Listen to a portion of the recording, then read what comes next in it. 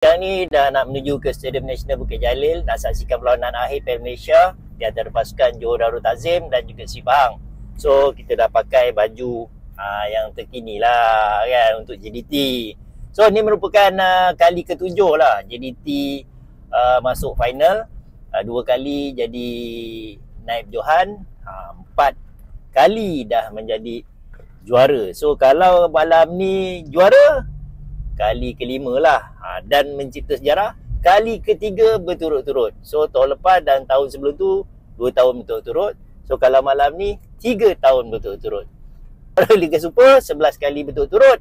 So adakah Piala Malaysia 3 kali berturut-turut? So jom kita pergi saksikan malam ni. Okay, sekarang ni kita berada di Stadium Nasional Bukit Jalil nak tengok perlawanan akhir. Nampak tu, dah ramai. Jom start. Sekarang ni aku berada di MFF VIP. So kita masuk ke dalam, kita tengok apakah suasana final edisi 2024-2025. Inilah suasananya, suasana yang meriah, di mana peminat-peminat sedang memasuki stadium untuk menyaksikan perlawanan akhir di antara pasukan Pahang dan juga pasukan Johor Darul Takzim.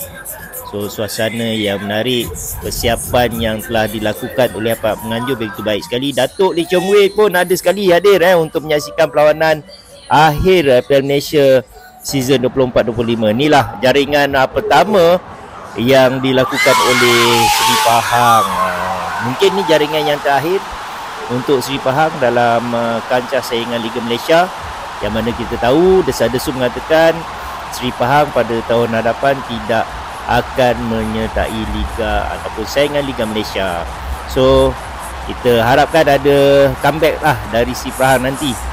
So begitulah suasananya apabila jaringan pertama berjaya dilakukan, kemeriahan mula terjalin oleh peminat-peminat Pahang. Ni pula jaringan penyamaan yang dilakukan oleh Bergson melalui sepakan penalti. Walaupun ada yang menyatakan sepakan penalti ini tak patut diberikan, tapi pada aku memang fair lah diberikan sebab ada kesilapan yang dilakukan oleh pertahanan pasukan lawan. So kalau kita tengok reverse angle daripada pihak penganjur, memang nampak dan jelas ada satu tackle yang menyebabkan pengadil memberikan sepakan penalti. Okey, beginilah suasana kemeriahan apabila jaringan penyamaan dilakukan dan kehadiran penonton begitu ramai juga, dalam 55,000 lebih.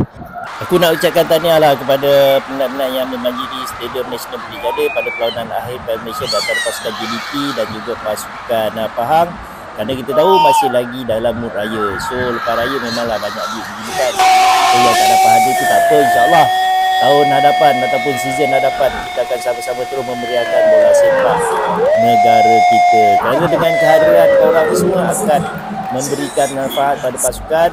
Jangan putus asa, tanya kepada pasukan JDT yang menjuarai Piala Malaysia dan kepada Seri Pahang, terus berusaha untuk memajukan bola sepak negara kita.